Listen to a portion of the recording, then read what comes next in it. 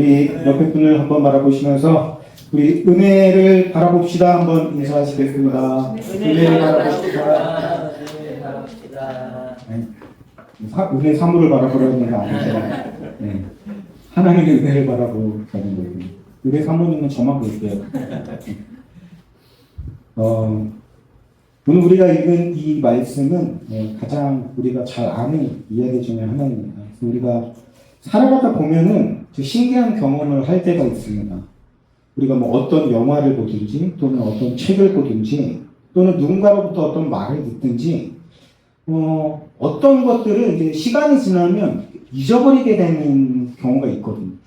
내가 이걸 봤나 싶을 정도로 전혀 기억이 안 나는 경우가 있는가 하면은 또 어떤 경우에는 이게 굉장히 오랜 동안 마음에 남는 경우가 있어요. 나이가 들어서 다시 보거나 다시 읽어도 또 새롭게 느껴지게 되고 또 그 안에서 새로운 어떤 깨달음을 얻기도 하고 성경에도 이제 그렇게 보면 그런 이야기들이 있는 것 같습니다. 많은 이야기도 있습니다만 뭐 다윗과 골리앗 이야기라든지 노아의 방주 이야기, 뭐 출애굽 이야기처럼 교회에 오래 다닌 사람들 누구나 다 한 번쯤은 들어본 이야기들이 있는데 그 가운데서도 오늘 우리가 읽은 탕자의 비유는 유독 사람들의 오랫동안 마음에 남는 이야기가 아닌가 이런 생각을 해보게 됩니다.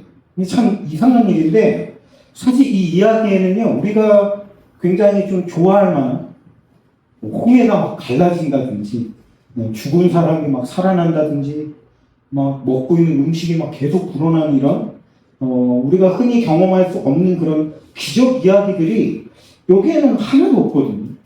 굉장히 좀 평범한 그냥 이야기일 뿐인데도 불구하고 우리 마음 가운데 굉장히 오랫동안 남게 돼요. 왜 그런가라고 생각을 해보니까 아마 그 이유는 이 이야기 속에 오늘 저와 여러분 자신의 모습이 들어가 있기 때문이 아닌가 이런 생각을 해보게 됩니다. 사실 우리가 이 이야기를 처음 읽게 되면 뭐 누구나 다 그렇겠습니다만은 둘째 아들에게 감정이입을 하게 되는 것을 보게 됩니다. 그의 모습을 딱 보면 처음에 아버지한테 가가지고 재산을 요구하는 그런 장면이 나오는데 사실 그 당시 문화 속에서 이 아버지에게 나에게 돌아올 분깃을 달라 이런 얘기는 사실상 나는 아버지는 필요가 없어요 이런 이야기랑 같은 맥락이거든요.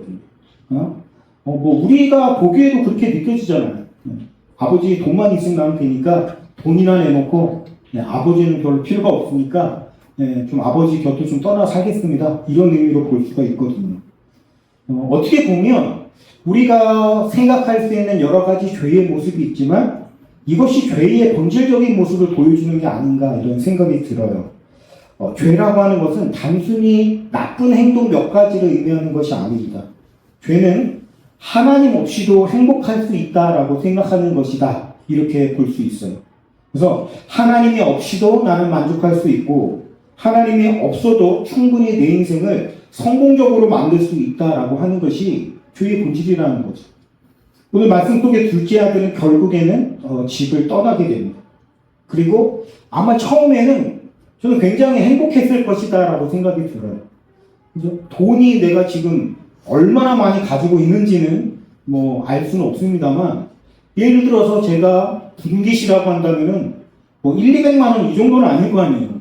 아버지가 굉장히 저는 부자라고 생각이 되기 때문에 뭐 최소 뭐 10억, 20억 생각만 해도 막 가슴이 벌렁벌렁 뛰죠. 내가 10억, 20억을 가지고 나가서 산다 그러면 얼마나 좋아요. 내가 마음대로 다 할 수 있는데. 그래서 아마 이 아들도 그랬을 것 같아요. 이제는 아버지의 눈치를 볼 필요도 없이 누구의 간섭도 없이 뭐 아침에 몇 시에 일어나는지 누구도 나에게 터치하지 않고 우리 아이들 중에 깨우면 제발 아빠가 사라졌으면 엄마가 사라졌으면 이런 생각이 들 때가 있거든요. 근데 이제 더 이상 그런 사람도 없어요. 학교 가야 돼 막 하면서 나를 하는 사람도 없고 어디에 돈을 쓰는지도 누가 참견하지 않아요. 내가 쓰고 싶은 데다가 쓸 수 있어요. 이제는 어쩌면 내 인생의 진짜 주인은 바로 내가 됐어. 이런 어떤 희열과 환희가 그에게 있었을지 모른다라고 생각이 됩니다. 그리고 처음에는 많은 사람들이 그를 반겨주었을 거예요. 예. 함께 웃고, 함께 먹고, 마시고, 즐기고, 이렇게 하면서 속으로는, 역시 집을 나오길 잘했어. 이게 바로 내가 꿈꾸던 자유야. 이런 생각을 했을지도 몰라요. 그동안 놓치고 살았던 행복을 이제야 찾은 것 같다라는 생각이 있을 수도 있었겠고요. 함께 웃고 떠들고 즐기는 이 친구들을 보면서 역시 이 친구들이야말로 아버지랑은 다르지. 내 마음을 알아주잖아. 뭐 이런 생각이 들었을 수도 있죠. 그런데 자기도 모르는 사이에 돈이 점점 줄고 있는 거예요. 사실은 이게 돈이 줄고 있는 걸 자기는 잘 못 느끼거든요. 근데 돈이 줄기 시작을 하자 이상한 현상이 벌어집니다. 같이 놀고 웃고 떠들고 즐기던 사람들이 어느 순간 조금씩 사라져버리기 시작을 하는 거예요. 그리고 내가 알게 된 그것을 자각한 순간 보니까 돈이 하나도 남지 않았어. 그리고 옆을 보니 나와 함께 남아있는 사람이 아무도 있지 않더라라고 하는 것입니다. 사실 세상이 우리에게 약속하는 행복 또는 미디어 광고 속에서 그 광고에 나오는 카피라든지 이런 것들이 우리에게 주는 것이 바로 이런 종류의 자유가 아닌가 이런 생각이 들어요. 네가 지금 당장 하고 싶은 걸 하라고. 너가 지금 갖고 싶은 것을 가지면 행복해질 거라고. 참지 말고 즐겨. 인생 짧다. 욜로로 가야지 막 이러면서 그러다가 골로 가죠. 그런 경우를 우리가 많이 보게 돼요. 실제로 이 매력적인 제안은 굉장히 우리를 가슴 설레게 만드는 그런 성질을 가지고 있습니다. 실제로 재미도 있고요. 실제로 즐겁기도 하고. 왜 그렇게 사람들이 돈 하면서 쫓아가며 살아가는지를 충분히 공감하게 만드는 거죠. 그래서 굉장히 괜찮은 어떤 매력적인 제안이라고 느껴집니다. 아마 이 이야기 속의 둘째 아들도 그랬을 거예요. 그런데 어느 날 갑자기 돼지 우리에 있는 자기 자신을 발견하게 됩니다. 이게 여러분 세상이 진짜 무서운 이유가 이거예요. 내가 점점 내리막을 향해서 걸어가고 있다는 것을 나는 절대 알아차릴 수가 없습니다. 이게 사단의 창약이거든요. C.S. 루이스의 그 책을 보면 굉장히 통찰이 있는데 인간에게 공포와 두려움과 전쟁을 마구마구 부추겨가지고 인간들을 두려움에 떨게 하자고 초급 악마, 초보 악마에도 초보가 있나 봐요.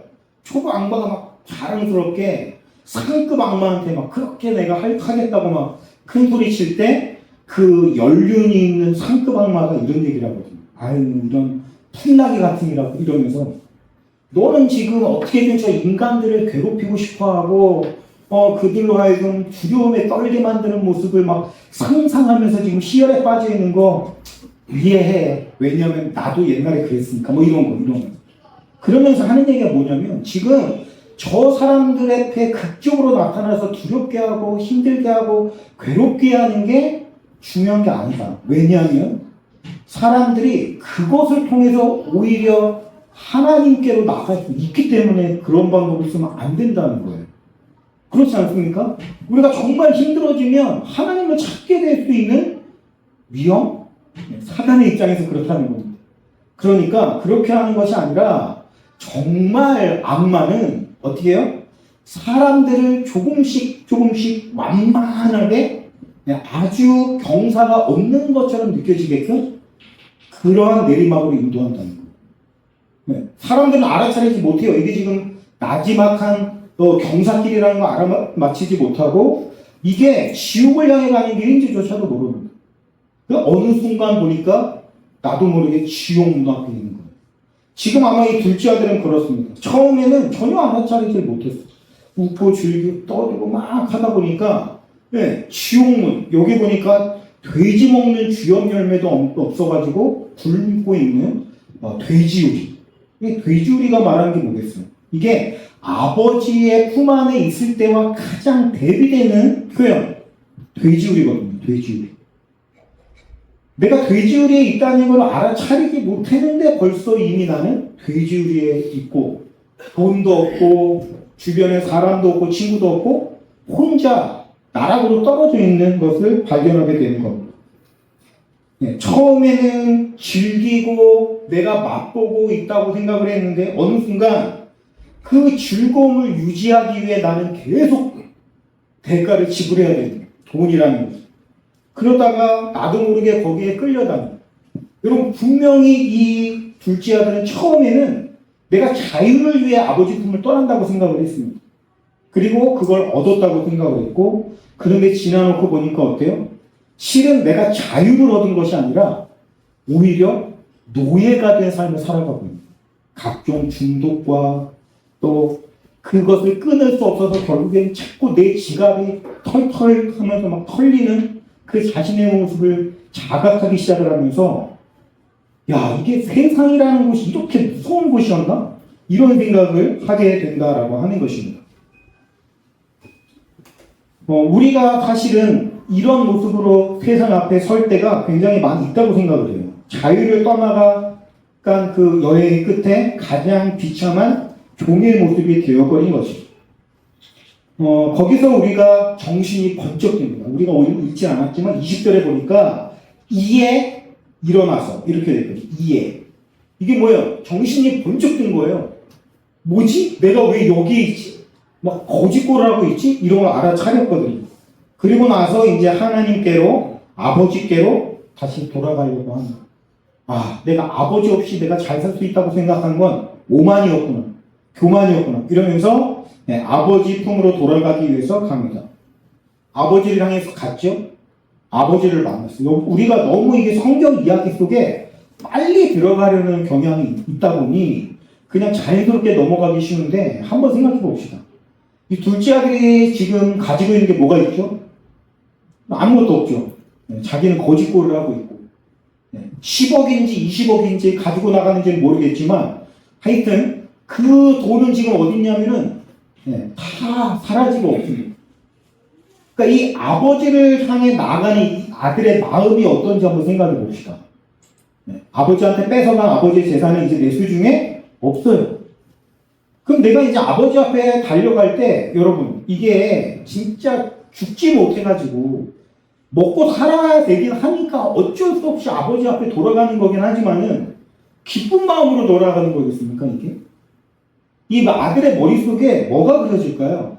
아버지가 아유 그래 네가 좋은 경험했다 이제 나랑 같이 살자 이런 경험이 아니라고요. 지금 이 아들의 머릿속에는 내가 가기만 하면 이제 아버지가 뭐를 물어볼까요? 제가 아버지라고 한번 생각을 해보겠습니다. 아들이 왔어요. 왔습니다. 그러면 아들아 좋아 이게 아니에요. 야 얼마 남았어? 솔직히 그렇지 않나요? 한두 푼이 아니잖아요. 지금 10억, 20억이 지금 가지고 갔단 말이에요.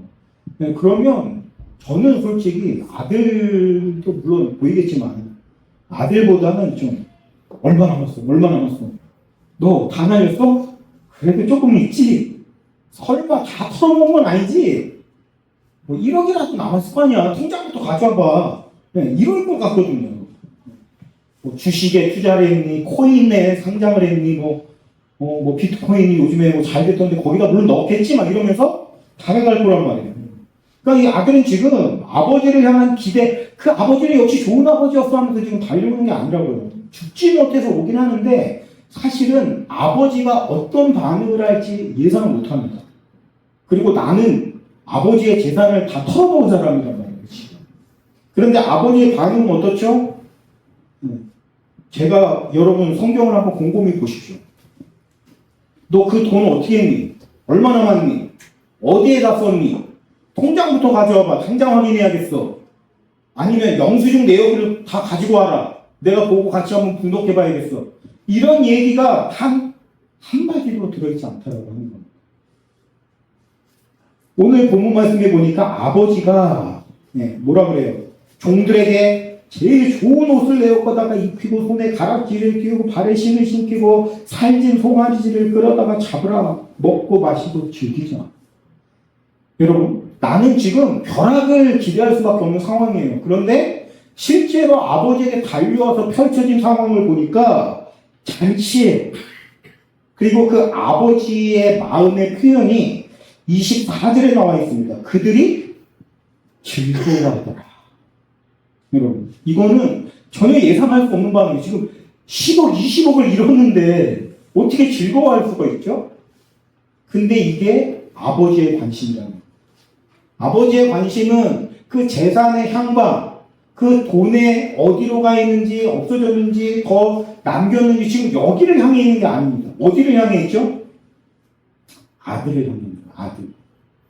잃어버린 그 아들이 지금 얼굴이 아마 저는 그랬을 거라고 생각해요. 살이 빠졌는지, 얼굴이 수척해졌는지, 아니면 어디가 이렇게 좀 다치지는 않았는지, 병들지는 않았는지, 지금 이런 것만 지금 살피고 있는 거예요. 아마 얼굴이 수척해진 것 같아요. 그러니까, 살찐 송아지부터 잡으라고 하는 거 아니겠어요? 먹이려고. 여러분, 소고기가 얼마나 비싼지 아시죠? 저는 이렇게 사먹지도 못하는 소고기를 막 통으로 잡아다가 막 잔치를 벌이라고 하잖아요. 여러분, 이게 굉장히 중요한 의미가 있다고 생각해요.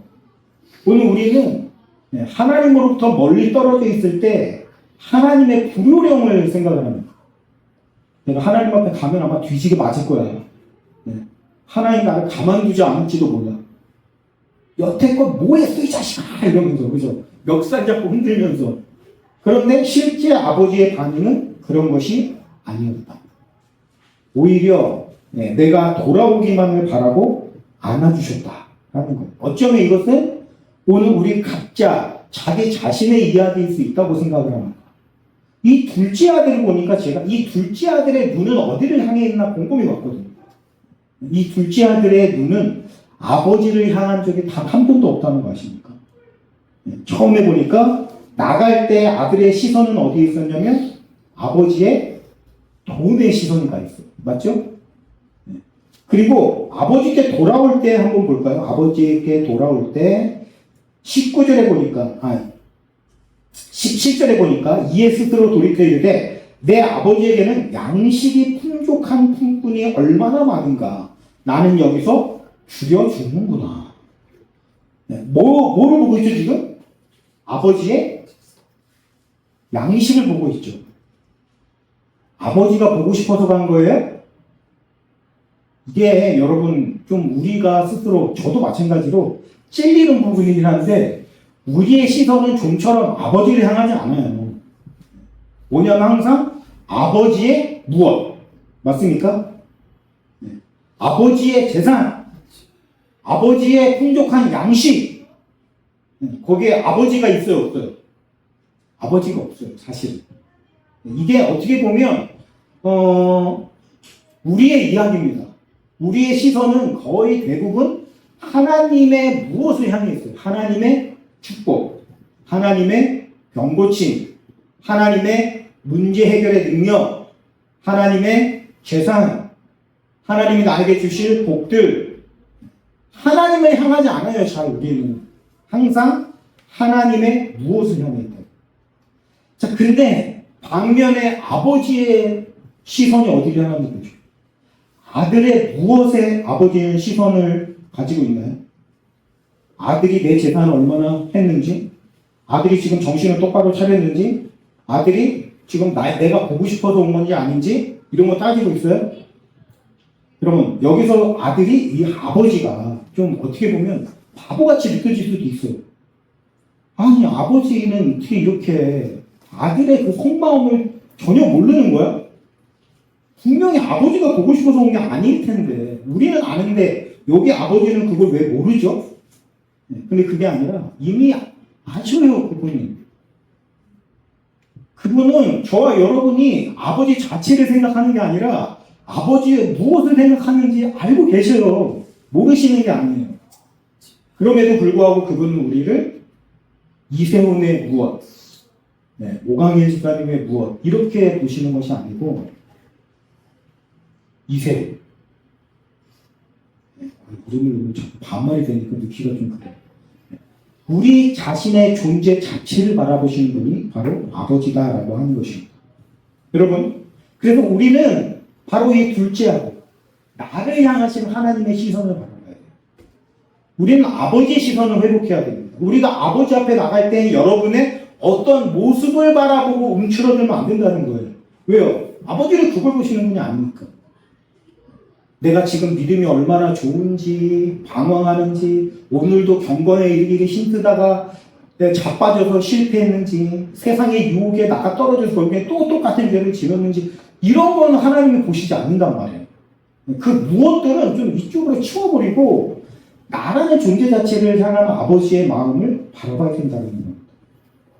근데 저 여기서 한 번 더, 한 차원 더 깊게 들어가기를 원하는데, 여기서 이것은 단순히 한 개인의 문제가 아니라 예수님의 이 비유의 핵심은 뭐냐면 이 둘째 아들이 지금 이방인들로 인해서 세워질 예수님의 교회를 향하고 있다는 걸 볼 수 있어야 돼요.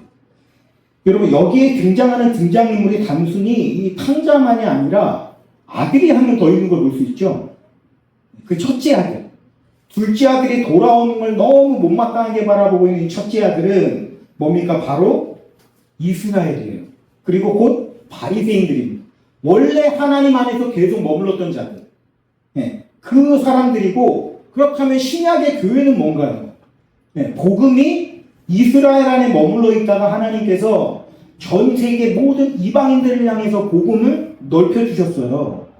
그래서 그러한 이방인들을 통해서 세우게 된 게 뭐냐면 바로 교회란 말이에요. 그러므로 우리가 이 이야기를 단순히 개인 차원에서 보지 않고 한 번 더 확장해서 보면 이 이야기는 교회에 대한 이야기입니다. 첫째 아들은 이스라엘이죠. 원래 하나님의 백성입니다. 그 이야기는 그 무슨 얘기입니까? 오늘 저와 여러분은 원래부터 덧입은 자들이라는 거예요. 우리가 원래부터 하나님 앞에서 당당하게 서 있었습니까? 그렇지 않습니다. 우리는 첫째 아들을 대신해서 하나님의 은혜 안으로 그 이후에 들어온 자들이라는 거예요. 이게 왜 중요한가 하면 여러분, 우리는 지금 교회 시대를 살고 있고 이방인이지만 예수님을 믿은 교회니까 우리는 둘째 아들이야. 이게 아니라는 거예요.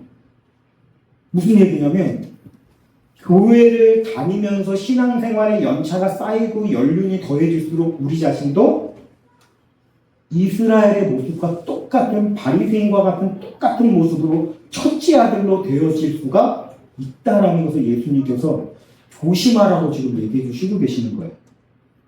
여러분, 처음에 우리가 교회 왔을 때는 모든 것이 은혜였습니다.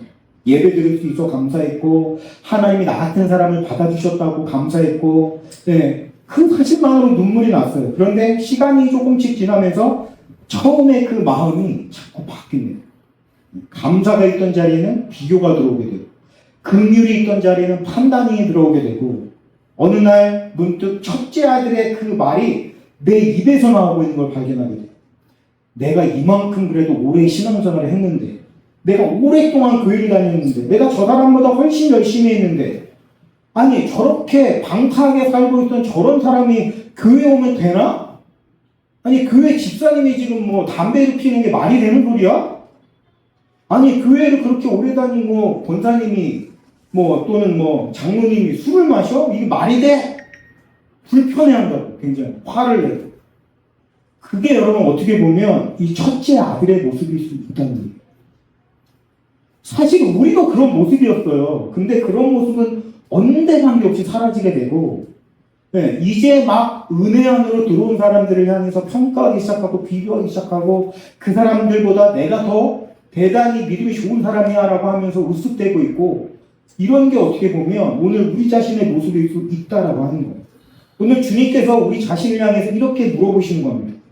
얘야, 그 첫째 아들의 모습이 사실은 너의 모습이 아니니? 여기에 있는 바리새인들도요, 사실 처음에는 그런 첫째 아들 같은 모습이 아니었어요. 하나님의 언약 안에 들어와 있는 언약 백성으로 감사하며 살았던 사람일 수 있단 말이죠. 너가 혹시 아버지의 집에 있으면서 아버지의 마음은 잃어버린 게 아니에요. 우리는 이미 방황을 끝내고 아버지의 집으로 들어온 사람들이잖아요. 그렇기 때문에 얼마든지 첫째 아들, 아버지 곁에 있는 그 모습이 될 수 있다라고 하는 것입니다. 여러분, 오늘 우리가 예배드리고 있는 우리 자신의 모습이 첫째 아들은 아닌지 다시 한번 살펴봐야 할 필요가 있습니다. 이게 바로 예수님께서 이 비유를 말씀하신 근본적인 원인이에요. 이 비유 이야기의 배경에 뭐가 있냐면 이 비유를 예수님이 왜 하셨냐면요. 바리새인이 예수를 명해서 예수님 왜 자꾸 죄인들이랑 다녀요? 왜 창기들이랑 같이 노십니까? 왜 저 세리들이랑 같이 시간을 보내는 거예요? 저들이 죄인인 걸 몰라요? 이렇게 하시니까 예수님 한마디로 얘기하면 야 개구리가 올챙이적 생각을 못하는구나 네가. 지금 이런 의미로 이 비유가 풀어지고 있는 것이란 말이에요. 그러니까 이것은 어떻게 보면 경고의 말씀이에요. 우리가 항상 나는 돌아온 탕자니까 이 위치에만 서 있는 것이 아니라 얼마든지 첫째 아들이 될 수 있다는 사실을 기억해야 됩니다. 자, 이제 좀 더 뒤로 확장해 보겠습니다. 이건 뭐냐면 단순히 교회와 또는 이스라엘 원래 언약 백성 이 이야기가 아니라 어쩌면 선악과 이후의 모든 인류의 전체 역사가 바로 둘째 탕자 이야기일 수 있다라고 하는 사실입니다. 한번 생각해 봅시다. 우리가 처음에 얘기했던 것처럼 탕자는 뭐예요? 아버지의 것에만 관심이 있고 아버지의 곁을 떠난 이야기라고 했잖아요. 근데 어떻게 보면 창세기 3장에 나오는 선악과 사건 이후로 지금의 수천 년, 7,000년 가까이에 흘러오는 역사 자체가 아버지의 재산을 강탈해서 아버지의 품을 떠나서 우리의 힘으로 잘 살 수 있습니다 라고 증명하기 위해 달려온 역사 자체이기 때문에 그렇습니다. 이게 어떻게 보면 이게 무서운 거예요. 여러분, 우리는 선악과 이후로 우리의 힘으로 얼마든지 잘 살 수 있습니다 라고 하나님께 큰 소리 쳤어요. 그거에 대한 상징으로 가장 남아있는 게 뭐냐면 바벨탑 사건입니다. 바벨탑 사건은 우리의 이름을 우리가 스스로 내자 이거거든요. 여러분, 바벨탑 사건은 단순히 그 옛날 시대에 인간들이 벽돌을 부어서 이 탑을 쌓아 올라갔던 이야기가 아니라 그 자체가 뭐냐면 하나님이 없이 인간의 힘을 가지고 하늘에 닿을 수 있다. 하나님처럼 될 수 있다라고 하는 이 둘째 아들의 처음에 그 야심만만한 내가 이것만 가지고 나가면 얼마든지 내가 잘 살 수 있어 라는 착각에 빠져있는 둘째 아들의 모습이 바로 인간의 역사라는 거예요. 여러분, 인류 역사가 제가 한 7,000년 정도 됐다고 했습니다. 아담 이후로부터 지금까지 그 역사를 오늘 본문 말씀은 6글자, 딱 6글자로 그대로 표현합니다. 그게 어디 있냐면 13절에 나옵니다. 우리가 읽진 않았지만 13절에 제가 읽어드릴게요. 인류 역사 7,000년의 역사는 딱 이겁니다. 허랑방탕하여 그 재산을 낭비했더니. 여러분, 인류는 7,000년 동안 열심히 달려왔어요. 발전이라고 생각했습니다. 실제로 발전했죠. 문명이 엄청 발전했죠. 기술이 발전했죠. 의학이 발전했죠. 과학이 발전했죠. 엄청나게 발전된 고도화된 문명 속에 우리가 살아갑니다. 그래서 어떤 사람들은 거기에 자부심을 느끼기도 해요. 왜? 지금까지 어떤 인류보다 우리는 가장 앞에 선 존재들이야 라는 자부심을 가지고 있다고요. 근데 성경은 뭐라고 얘기해요? 허랑방탕했어. 아버지의 것을 가지고 허랑방탕해서 다 그것을 들어먹은 것 그 이상도 이하도 아니다라고 인간의 역사를 평가하고 있습니다. 그리고 실제로 저는 그렇다고 생각해요. 오늘 우리가 서 있는 이 역사 앞에 그 모습이 우리가 볼 때는 화려해 보이고 기술의 정점을 찍고 있고 너무나도 발전되어 있고 정교하고 현대적인 그런 이미지들이 가득하지만 실상은 죽여 죽는 돼지 우리와 같다라고 하는 것입니다. 우리는 거기서 한 발자국도 나가지 못했다라는 거예요.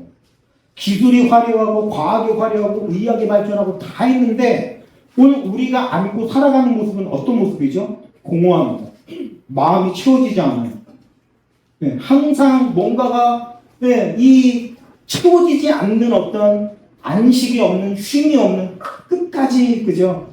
시달리고 피곤하고 힘들고 세상에서 시달리다가 왜 이렇게 나를 못살게 구는 사람들이 많아요. 자꾸 나한테 태클 거는 사람들이 너무 많으니까 내 마음이 쉼을 누릴 곳이 없는 거예요. 여러분, 세상은 겉보기에 화려하고 너무 멋져졌는데 실상은 지옥입니다. 돼지 먹는 주염 열매조차 없어서 하나님이 그 말씀을 정확하게 경고하셨어요.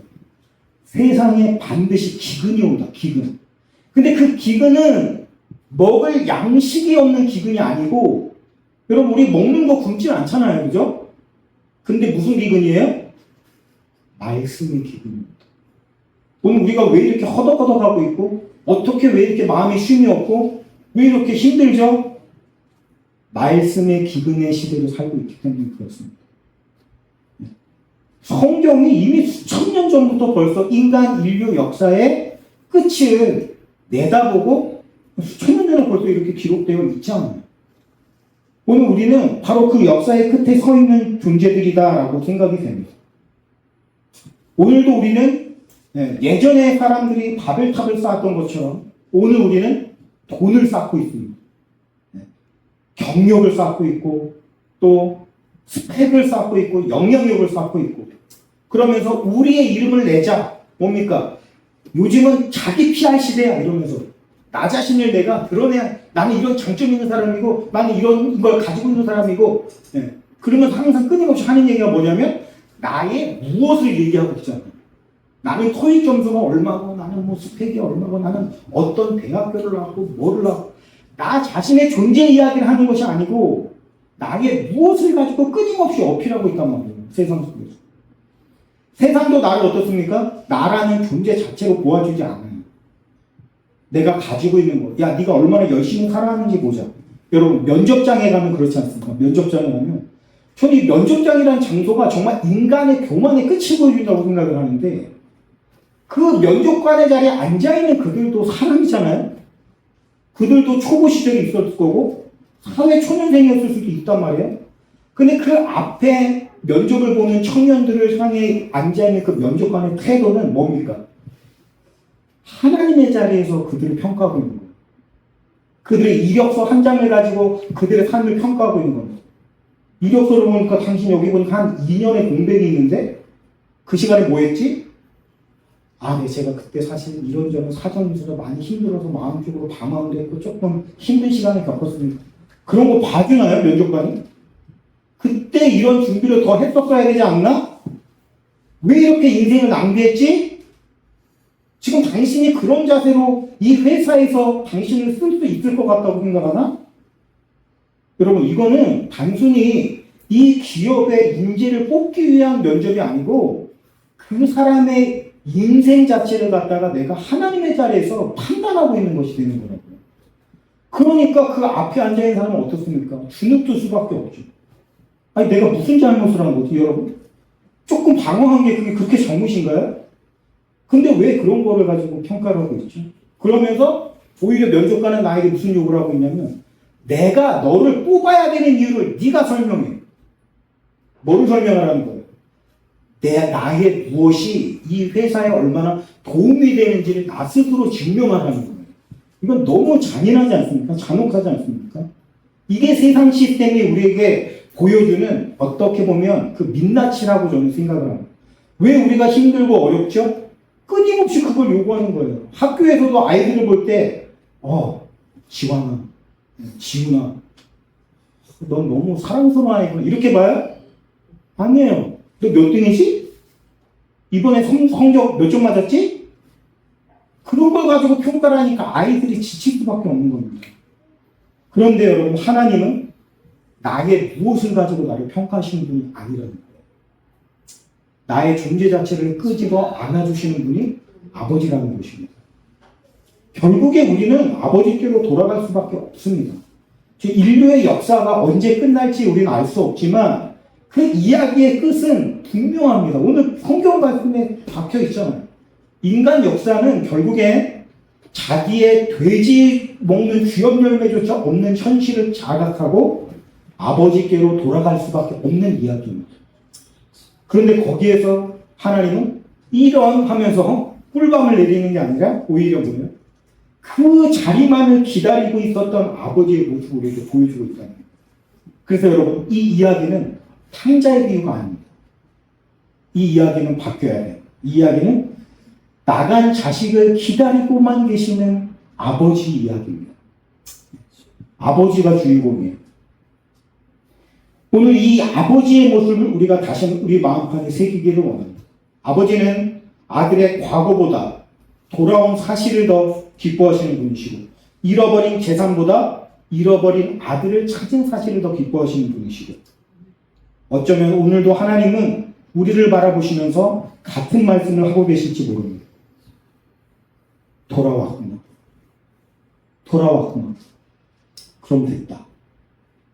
그 앞에 여러분의 어떠한 실패, 실수, 무너짐, 유혹으로 넘어진 거, 창기와 함께 허랑방탕한 거, 이런 거는 다 지워버리시고, 왔으면 됐다. 이제 잔치에 들어가자. 여러분, 그래서 그 끝은 뭐예요? 잔치로 끝이 난다. 같이 즐거워하더라. 아버지만 즐거워하더라? 아니면 아들만 즐거워하더라? 아니고, 함께 즐거워하더라. 오늘 저와 여러분이 그러한 아버지를 붙잡으시고, 여러분의 무엇 때문에 좌절하지 마시고, 우리의 무엇 때문에 낙심하지 마시고, 우리 존재 자체를 바라보시는 하나님의 눈으로 나를 바라보시는 그런 저와 여러분이 되시기를 주님의 이름으로 축원하면서 말씀 마치